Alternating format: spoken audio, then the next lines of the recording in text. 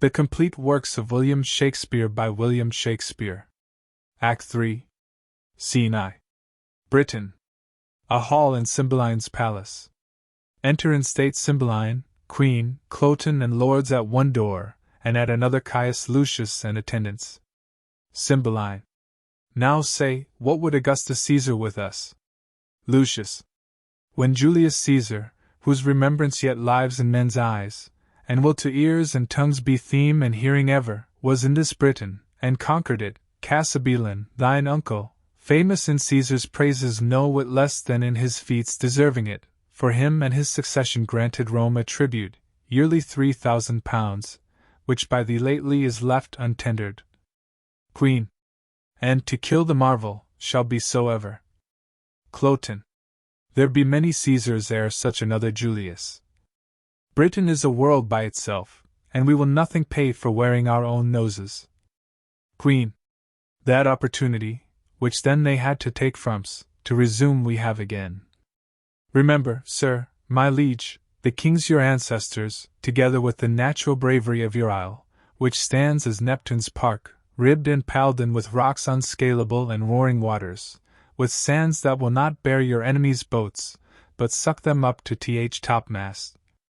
A kind of conquest Caesar made here, but made not here his brag of came, and saw, and overcame. With shame, the first that ever touched him, he was carried from off our coasts, twice beaten, and his shipping, poor ignorant baubles, on our terrible seas like eggshells moved upon their surges, cracked as easily gainst our rocks, for joy whereof the famed CYMBELINE, who was once at point, oh, giglot fortune, to master Caesar's sword, made Lud's town with rejoicing fires bright and Britain strut with courage. Cloten. Come, there's no more tribute to be paid. Our kingdom is stronger than it was at that time, and, as I said, there is no most such Caesars. Other of them may have crooked noses, but to owe such straight arms, none. Cymbeline. Son, let your mother end. Cloten. We have yet many among us can gripe as hard as CYMBELINE. I do not say I am one, but I have a hand. Why tribute? Why should we pay tribute? If Caesar can hide the sun from us with a blanket, or put the moon in his pocket, we will pay him tribute for light. Else, sir, no more tribute, pray you now. Cymbeline. You must know, till the injurious Romans did extort this tribute from us, we were free. Caesar's ambition, which swelled so much that it did almost stretch the sides o'th world, against all colour here did put the yoke upon's, which to shake of becomes a warlike people, whom we reckon ourselves to be. Cloten. We do. Cymbeline. Say then to Caesar, our ancestor was that Momutius which ordained our laws, whose use the sword of Caesar hath too much mangled, whose repair and franchise shall, by the power we hold, be our good deed, though Rome be therefore angry. Momutius made our laws, who was the first of Britain which did put his brows within a golden crown, and called himself a king. Lucius. I am sorry, Cymbeline, that I am to pronounce Augustus Caesar, Caesar, that hath mo kings his servants, than thyself domestic officers, thine enemy. Receive it from me, then, war and confusion in Caesar's name pronounce I gainst thee, look for fury not to be resisted. Thus defied I thank thee for myself. Cymbeline. Thou art welcome, Caius.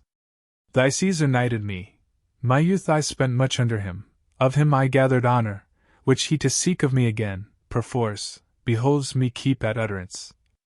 I am perfect that the Pannonians and Dalmatians for their liberties are now in arms, a precedent which not to read would show the Britons cold, so Caesar shall not find them. Lucius. Let proof speak. Cloten. His Majesty bids you welcome. Make pastime with us a day or two or longer. If you seek us afterwards in other terms, you shall find us in our salt water girdle. If you beat us out of it, it is yours. If you fall in the adventure, our crows shall fare the better for you, and there's an end. Lucius. So, sir. Cymbeline. I know your master's pleasure, and he mine, all the remain is welcome. Excellent. Scene 2. Britain. Another room in Cymbeline's palace. Enter Pisanio reading of a letter. Pisanio. How? Of adultery? Wherefore write you not what monsters her accuse? Leonidas. O master, what a strange infection is fallen into thy ear! What false Italian, as poisonous and good as handed, hath prevailed on thy too ready hearing? Disloyal? No. She's punished for her truth, and undergoes, more goddess-like than wife-like, such assaults as would take in some virtue. O my master, thy mind to her is now as low as were thy fortunes. How? That I should murder her? Upon the love, and truth, and vows, which I have made to thy command? I her? Her blood? If it be so to do good service, never let me be counted serviceable. How look I that I should seem to lack humanity so much as this fact comes to? Reads. Dude. The letter that I have sent her, by her own command shall give the opportunity. O damned paper, black as the ink that's on thee. Senseless bauble ar. Thou a feedery for this act, and lookst so virgin-like without? Lo, here she comes. Enter Imogen. I am ignorant in what I am commanded. Imogen. How now, Pisanio? Pisanio. Madam, here is a letter from my lord. Imogen. Who? Thy lord? That is my lord Leonidas? Oh, learned indeed were that astronomer that knew the stars as I his characters, he'd lay the future open. You good gods, let what is here contain relish of love, of my lord's health, of his content, yet not that we two are asunder, let that grieve him. Some griefs are medicinable, that is one of them, for it doth physic love, of his content, all but in that. Good wax thy leave. Blessed be you bees that make these locks of counsel. Lovers and men in dangerous bonds pray not alike. Though forfeiters you cast in prison, yet you clasp young Cupid's tables. Good news, gods. Reads. Justice and your father's wrath, should he take me in his dominion, could not be so cruel to me as you, O the dearest of creatures, would even renew me with your eyes. Take notice that I am in Cambria, at Milford Haven. What your own love will out of this advise you follow. So he wishes you all happiness that remains loyal to his vow, and you're increasing in love. Leonidas Posthumus. Oh, for a horse with wings! Hear'st thou, Pisanio? He is at Milford Haven. Read, and tell me how far 'tis thither. If one of mean affairs may plot it in a week, why may not I glide thither in a day? Then, true Pisanio, who longs like me to see thy lord, who longst, oh, let me bate, but not like me, yet longst, but in a fainter kind. Oh, not like me, for mine's beyond, say, and speak thick, love's counselor should fill the bores of hearing to smothering of the sense, how far it is to this same blessed Milford. And by way tell me how Wales was made so happy as to inherit such a haven. But first of all, how we may steal from hence, and for the gap that we shall make in time from our hence going and our return, to excuse. But first, how get hence? Why should excuse be born or e'er begot? We'll talk of that hereafter. Prithee speak, how many score of miles may we well rid twixt hour and hour? Pisanio. 1 twixt sun and sun, madam, 's enough for you, and too much too. Imogen. Why, one that rode to's execution, man, could never go so slow. I have heard of riding wagers where horses have been nimbler than the sands that run clock's behalf. But this is foolery. Go bid my woman feign a sickness, say she'll home to her father, and provide me presently a riding suit, no costlier than would fit a franklin's huswife. Pisanio. Madam, your best consider. Imogen. I see before me, man. Nor hear, nor what ensues, but have a fog in them that I cannot look through. Away, I prithee, do as I bid thee. There's no more to say. Accessible is none but Milford way. Exeunt. Scene 3. Wales. A mountainous country with a cave. Enter from the cave Belarius, Guiderius, and Arviragus. Belarius. A goodly day not to keep house with such whose roof's as low as ours. Stoop, boys, this gate instructs you how to adore the heavens, and bows you to a morning's holy office. The gates of monarchs are arched so high that giants may jet through and keep their impious turbans on without good morrow to the sun. Hail, thou fair heaven! We house ith rock, yet use thee not so hardly as prouder livers do. Guiderius. Hail, heaven! Arviragus. Hail, heaven! Belarius. Now for our mountain sport. Up to yond hill, your legs are young, I'll tread these flats. Consider, when you above perceive me like a crow, that it is place which lessens and sets off, and you may then revolve what tales I have told you of courts, of princes, of the tricks in war. This service is not service so being done, but being so allowed. To apprehend thus draws us a profit from all things we see, and often to our comfort shall we find the sharded beetle in a safer hold than is the full-winged eagle. Oh, this life is nobler than attending for a check, richer than doing nothing for a robe, prouder than rustling in unpaid for silk. Such gain the cap of him that makes him fine, yet keeps his book uncrossed. No life to ours! Guiderius. Out of your proof you speak. We, poor unfledged, have never winged from view oth nest, nor know not what airs from home. Haply this life is best, if quiet life be best, sweeter to you that have a sharper known, well corresponding with your stiff age. But unto us it is a cell of ignorance, travelling abed, a prison for a debtor that not dares to stride a limit. Arviragus. What should we speak of when we are old as you? When we shall hear the rain and wind beat dark December, how, in this our pinching cave, shall we discourse? The freezing hours away? We have seen nothing, we are beastly, subtle as the fox for prey, like warlike as the wolf for what we eat. Our valor is to chase what flies, our cage we make acquire, as doth the prison bird, and sing our bondage freely. Belarius. How you speak!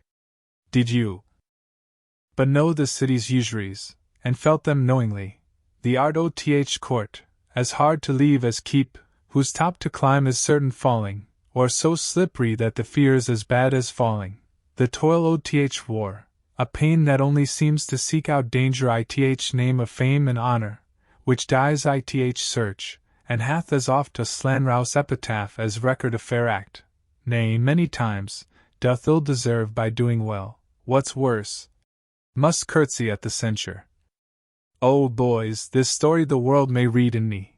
My body's marked with Roman swords, and my report was once first with the best of note. Cymbeline loved me, and when a soldier was the theme, my name was not far off. Then was I as a tree whose boughs did bend with fruit. But in one night a storm, or robbery, call it what you will, shook down my mellow hangings, nay, my leaves, and left me bare to weather. Guiderius. Uncertain favor. Belarius. My fault being nothing, as I have told you oft, but that two villains, whose false oaths prevailed before my perfect honor, swore to Cymbeline I was confederate with the Romans. So followed my banishment, and this 20 years this rock and these domains have been my world, where I have lived at honest freedom, paid more pious debts to heaven than in all the forend of my time. But up to mountains. This is not hunter's language. He that strikes the venison first shall be the Lord oth feast, to him the other two shall minister, and we will fear no poison, which attends in place of greater state. I'll meet you in the valleys. Extant Guiderius and Arviragus.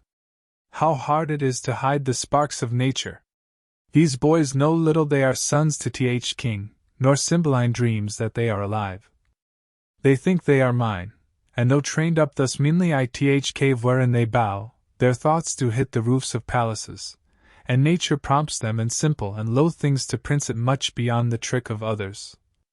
This Polydore, the heir of Cymbeline in Britain, who the king his father called Guiderius Jove, when on my 3-foot stool I sit and tell the warlike feats I have done, his spirits fly out into my story, say thus mine enemy fell, and thus I set my foot on's neck. Even then the princely blood flows in his cheek, he sweats, strains his young nerves, and puts himself in posture that acts my words. The younger brother, Cadwal, once Arviragus, in as like a figure strikes life into my speech, and shows much more his own conceiving. Hark, the game is roused. O Cymbeline, heaven and my conscience knows thou didst unjustly banish me. Whereon, at 3 and 2 years old, I stole these babes, thinking to bar thee of succession as thou reft'st me of my lands. Euryphile, thou wast their nurse, they took thee for their mother, and every day do honor to her grave. Myself, Belarius, that am Morgan called, they take for natural father. The game is up. Exit. Scene 4. Wales, near Milford Haven. Enter Pisanio and Imogen. Imogen. Thou toldst me, when we came from horse, the place was near at hand. Ne'er longed my mother so to see me first as I have now. Pisanio. Man! Where is Posthumus? What is in thy mind that makes thee stare thus? Wherefore breaks that sigh from inward of thee? One but painted thus would be interpreted a thing perplexed beyond self-explication. Put thyself into a havre of less fear, ere wildness vanquish my state of senses. What's the matter? Why tender'st thou that paper to me with a look untender? If be summer news, smile to before; if winterly, thou needst but keep that countenance still. My husband's hand? That drug-damned Italy hath outcraftied him, and he's at some hard point. Speak, man, thy tongue may take off some extremity, which to read would be even mortal to me. Pisanio. Please you read, and you shall find me, wretched man, a thing the most disdained of fortune. Imogen. Reads. Thy mistress, Pisanio, hath played the strumpet in my bed, the testimonies whereof lie bleeding in me. I speak not out of weak surmises, but from proof as strong as my grief and as certain as I expect my revenge. That part thou, Pisanio, must act for me, if thy faith be not tainted with the breach of hers. Let thine own hands take away her life. I shall give the opportunity at Milford Haven. She hath my letter for the purpose, where, if thou fear to strike, and to make me certain it is done, thou art the pander to her dishonor, and equally to me disloyal. Pisanio. What shall I need to draw my sword? The paper hath cut her throat already. No, 'tis slander, whose edge is sharper than the sword, whose tongue outvenoms all the worms of Nile, whose breath rides on the posting winds and doth belie all corners of the world. Kings, queens, and states, maids, matrons, nay, the secrets of the grave, this viper's slander enters. What cheer, madam? Imogen. False to his bed? What is it to be false? To lie and watch there, and to think on him? To weep twixt clock and clock? If sleep charge nature to breathe, eke it with a fearful dream of him, and cry myself awake? That's false to's bed, is it? Pisanio. Alas, good lady. Imogen. I false. Thy conscience witness. Iachimo, thou didst accuse him of incontinency. Thou then look'dst like a villain. Now, methinks, thy favor's good enough. Some jay of Italy, whose mother was her painting, hath betrayed him. For I am stale, a garment out of fashion, and for I am richer than to hang by walls I must be ripped to pieces with me. Oh, men's vows are women's traitors. All good seeming by thy revolt, O husband, shall be thought put on for villainy, not born where it grows, but worn a bait for ladies. Pisanio. Good madam, hear me. Imogen. True honest men being heard, like false Aeneas, were, in his time, thought false, and Sinan's weeping did scandal many a holy tear, took pity from most true wretchedness. So thou, Posthumus, wilt lay the leaven on all proper men, goodly and gallant shall be false and perjured from thy great fail.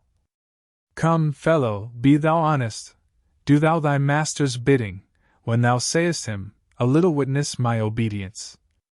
Look! I draw the sword myself, take it, and hit the innocent mansion of my love, my heart. Fear not, 'tis empty of all things but grief, thy master is not there, who is indeed the riches of it. Do his bidding, strike. Thou mayst be valiant in a better cause, but now thou seem'st a coward. Pisanio. Hence, vile instrument. Thou shalt not damn my hand. Imogen. Why, I must die, and if I do not by thy hand, thou art no servant of thy master's.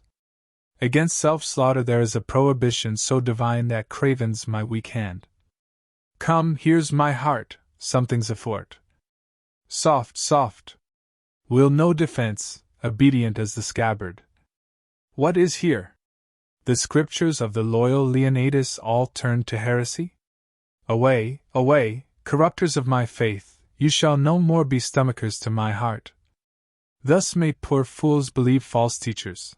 Though those that are betrayed do feel the treason sharply, yet the traitor stands in worse case of woe. And thou, Posthumus, that didst set up my disobedience gainst the king my father, and make me put into contempt the suits of princely fellows, shalt hereafter find it is no act of common passage but a strain of rareness, and I grieve myself to think, when thou shalt be dissedged by her that now thou tirest on, how thy memory will then be panged by me. Prithee dispatch. The lamp entreats the butcher. Where's thy knife? Thou art too slow to do thy master's bidding, when I desire it too. Pisanio. O gracious lady, since I received command to do this Busina as I have not slept one wink. Imogen. Do't and to bed then. Pisanio. I'll wake mine eyeballs first. Imogen. Wherefore then didst undertake it? Why hast thou abused so many miles with a pretence? This place? Mine action and thine own? Our horses' labor? The time inviting thee? The perturbed court, for my being absent? Whereunto I never purpose return. Why hast thou gone so far to be unbent when thou hast ta'en thy stand, elected dear before thee? Pisanio. But to win time to lose so bad employment, and the which I have considered of a course. Good lady, hear me with patience. Imogen. Talk thy tongue weary, speak. I have heard I am a strumpet, and mine ear, therein false struck, can take no greater wound, nor tend to bottom that. But speak. Pisanio. Then, madam, I thought you would not back again. Imogen. Most like, bringing me here to kill me. Pisanio. Not so either, but if I were as wise as honest, then my purpose would prove well. It cannot be but that my master is abused. Some villain, aye, and singular in his art, hath done you both this cursed injury.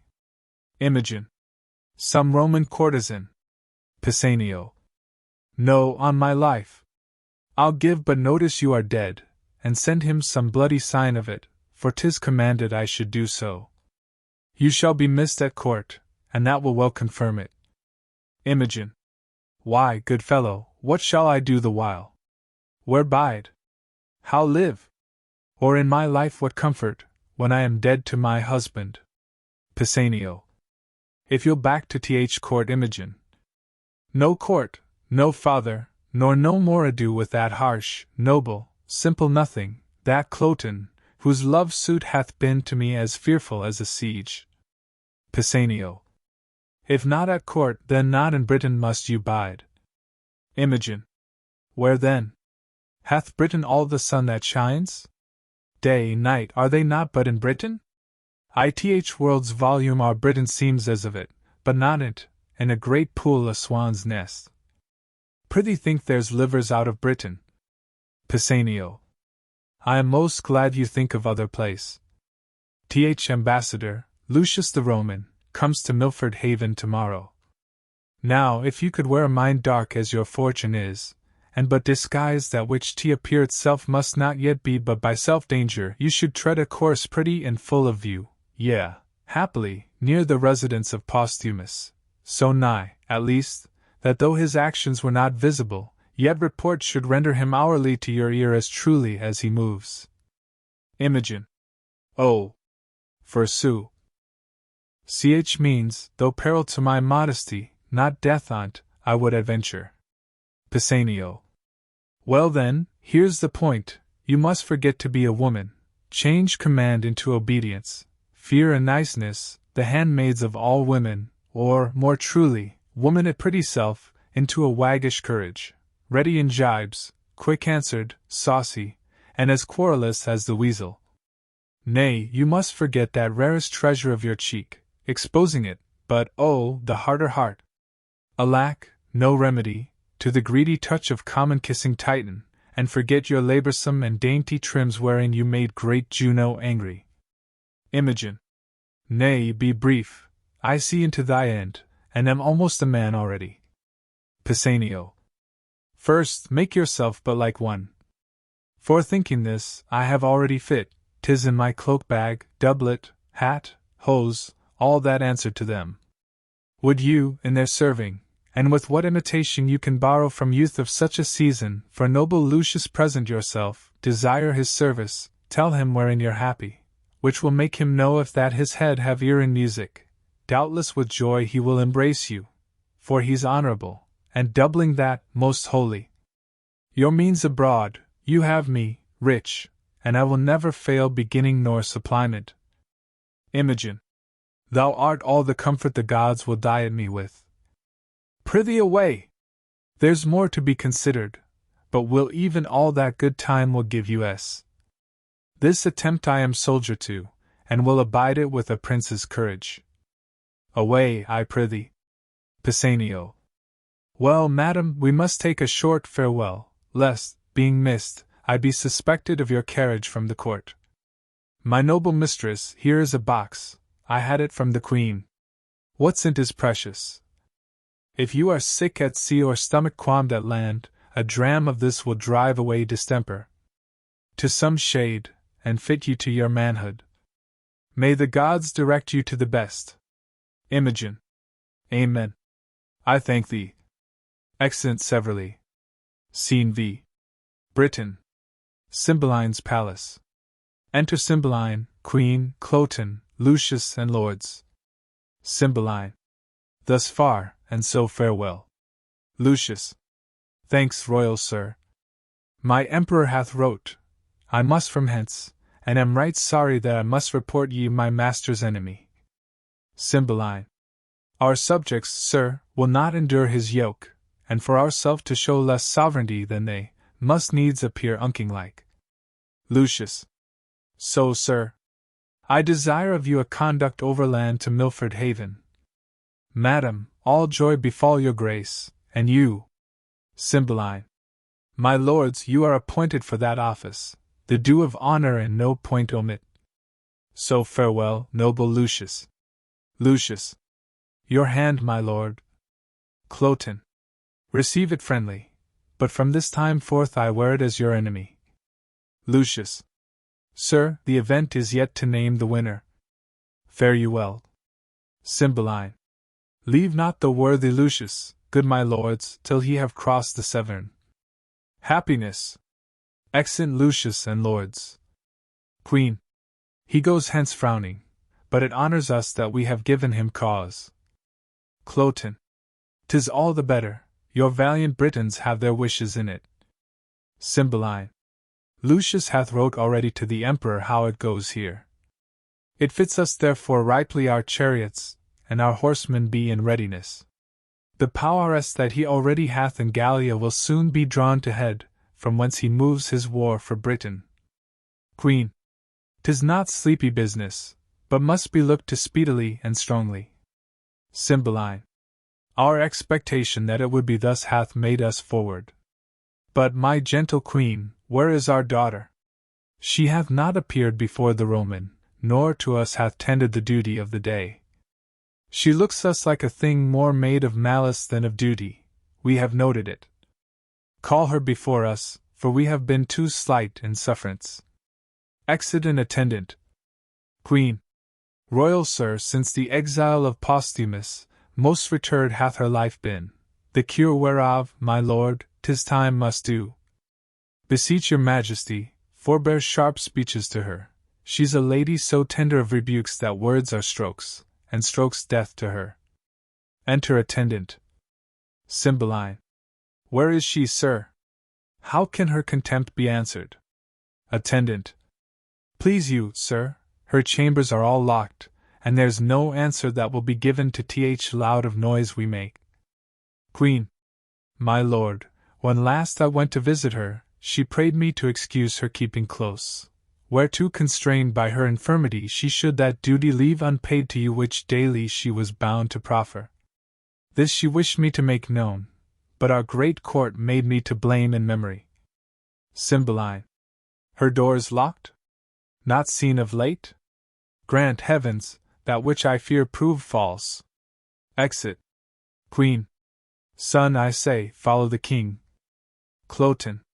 That man of hers, Pisanio, her old servant, I have not seen these 2 days. Queen. Go look after. Exit Cloten. Pisanio, thou that standst so for Posthumus. He hath a drug of mine. I pray his absence proceed by swallowing that, for he believes it is a thing most precious. But for her, where is she gone? Haply despair hath seized her, or, winged with fervor of her love, she's flown to her desert post. Eumus. Gone she is to death or to dishonor, and my end can make good use of either. She being down, I have the placing of the British crown. Enter Cloten. How now, my son? Cloten. 'Tis certain she is fled. Go in and cheer the king. He rages, none dare come about him. Queen. All the better. May this night forestall him of the coming day. Exit. Cloten. I love and hate her, for she's fair and royal, and that she hath all courtly parts more exquisite than ladies, woman. From every one the best she hath, and she, of all compounded, outsells them all. I love her therefore, but disdaining me and throwing favors on the low Posthumus slanders so her judgment that what's else rare is chalked, and in that point I will conclude to hate her, nay, indeed, to be revenged upon her. For when fools shall enter Pisanio. Who is here? What are you packing, Sirrah? Come hither. Ah, you precious pander! Villain, where is thy lady? In a word, or else thou art straightway with the fiends. Pisanio. O good my lord! Cloten. Where is thy lady? Or, by Jupiter, I will not ask again. Close, villain, I'll have the secret from thy heart, or rip thy heart to find it. Is she with Posthumus? From whose so many weights of baseness cannot a dram of worth be drawn. Pisanio. Alas, my lord, how can she be with him? When was she missed? He is in Rome. Cloten. Where is she, sir? Come nearer. No farther halting. Satisfy me home what is become of her. Pisanio. O my all-worthy lord! Cloten. All-worthy villain! Discover where thy mistress is at once, at the next word. No more of worthy lord. Speak, or thy silence on the instant is thy condemnation and thy death. Pisanio. Then, sir, this paper is the history of my knowledge touching her flight. Presenting a letter. Cloten. Let's see't. I will pursue her even to Augustus' throne. Pisanio. Aside. Or this or perish. She's far enough, and what he learns by this may prove his travel, not her danger. Cloten. Hum! Pisanio. Aside. I'll write to my lord she's dead. O Imogen, safe mayst thou wander, safe return again. Cloten. Sirrah, is this letter true? Pisanio. Sir, as I think. Cloten. It is Posthumus' hand, I note. Sirrah, if thou wouldst not be a villain, but do me true service, undergo those employments wherein I should have cause to use thee with a serious industry, that is, what villainy soe'er I bid thee do, to perform it directly and truly I would think thee an honest man, thou shouldst neither want my means for thy relief nor my voice for thy preferment. Pisanio. Well, my good lord. Cloten. Wilt thou serve me? For since patiently and constantly thou hast stuck to the bare fortune of that beggar Posthumus, thou canst not, in the course of gratitude, but be a diligent follower of mine. Wilt thou serve me? Pisanio. Sir, I will. Cloten. Give me thy hand, here's my purse. Hast any of thy late master's garments in thy possession? Pisanio. I have, my lord, at my lodging the same suit he wore when he took leave of my lady and mistress. Cloten. The first service thou dost me, fetch that suit hither. Let it be thy first service, go. Pisanio. I shall, my lord. Exit. Cloten. Meet thee at Milford Haven. I forgot to ask him one thing, I'll remember it anon. Even there, thou villain Posthumus, will I kill thee. I would these garments were come. She said upon a time the bitterness of it I now belch from my heart that she held the very garment of Posthumus in more respect than my noble and natural person, together with the adornment of my qualities. With that suit upon my back will I ravish her, first kill him, and in her eyes there shall she see my valor, which will then be a torment to her contempt.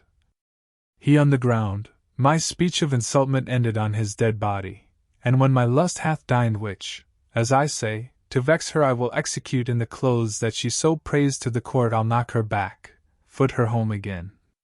She hath despised me rejoicingly, and I'll be merry in my revenge. Enter Pisanio with the clothes. Be those the garments? Pisanio. Aye, my noble lord. Cloten. How long is since she went to Milford Haven? Pisanio. She can scarce be there yet. Cloten. Bring this apparel to my chamber, that is the second thing that I have commanded thee. The third is that thou wilt be a voluntary mute to my design. Be but duteous and true, preferment shall tender itself to thee.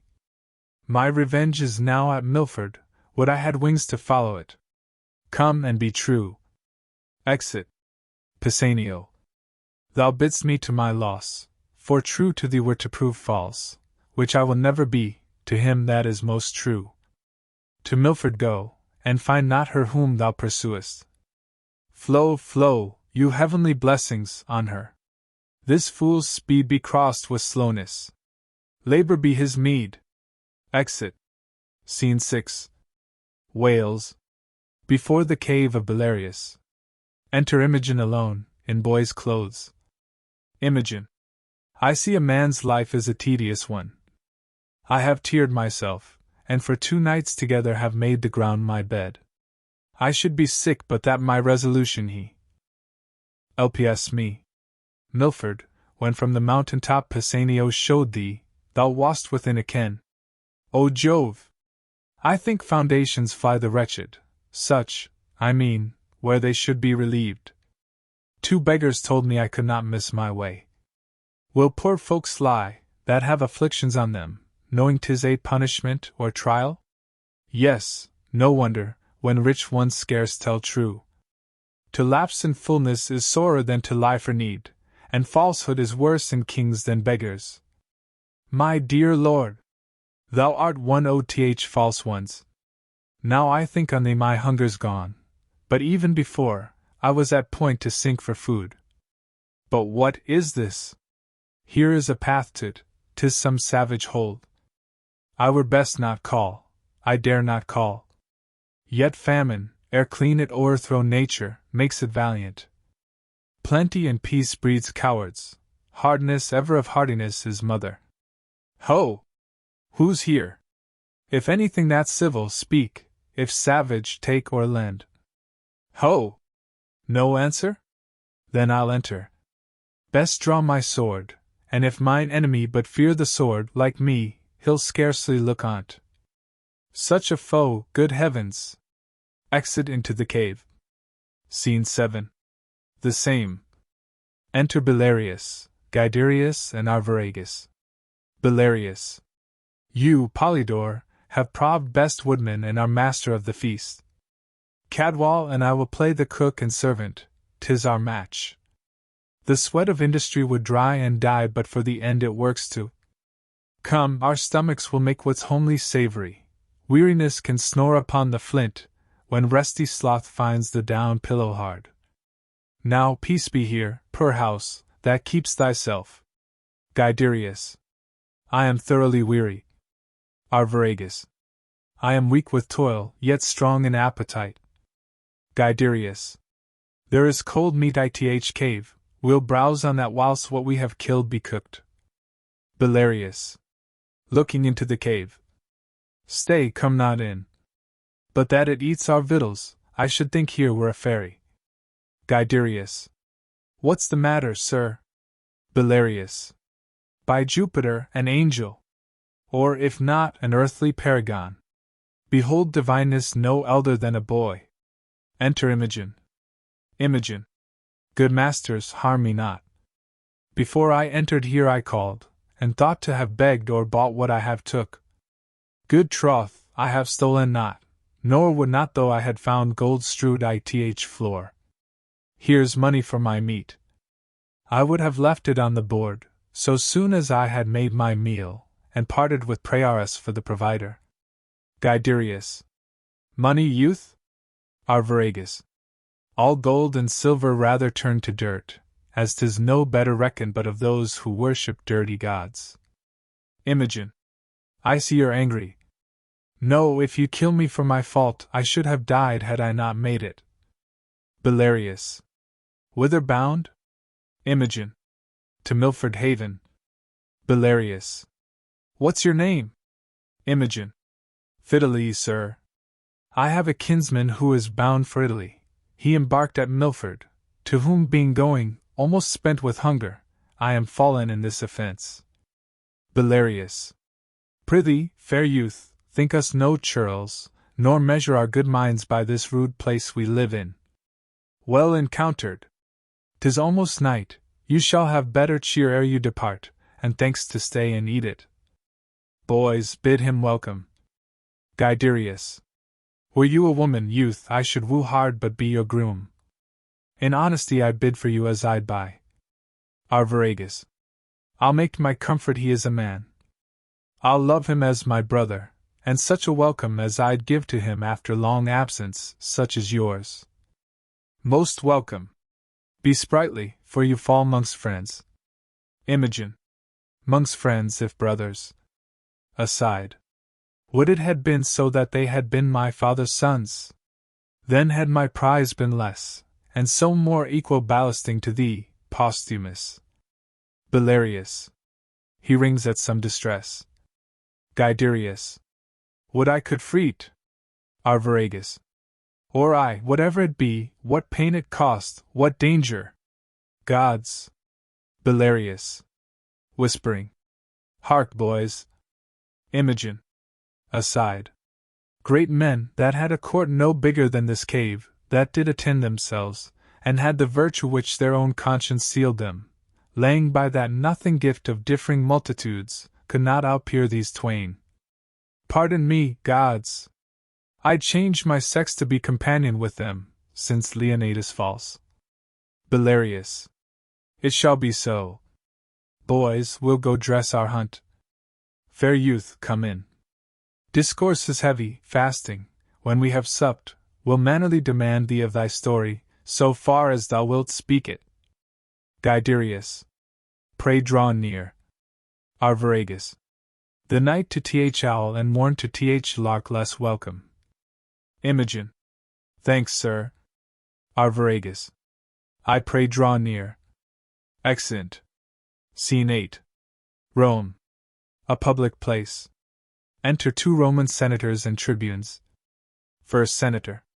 This is the 10th hour of the Emperor's writ, that since the common men are now in action gainst the Pannonians and Dalmatians, and that the legions now in Gallia are full weak to undertake our wars against the fallen off Britons, that we do incite the gentry to this business.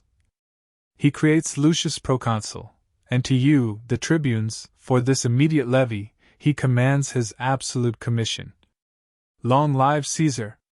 Tribune. Is Lucius general of the forces? Second Senator. I. Tribune. Remington. Aiming now in Gallia? First Senator. With those legions which I have spoke of, whereunto your levy must be suppliant. The words of your commission will tie you to the numbers and the time of their dispatch. Tribune. We will discharge our duty. Exeunt.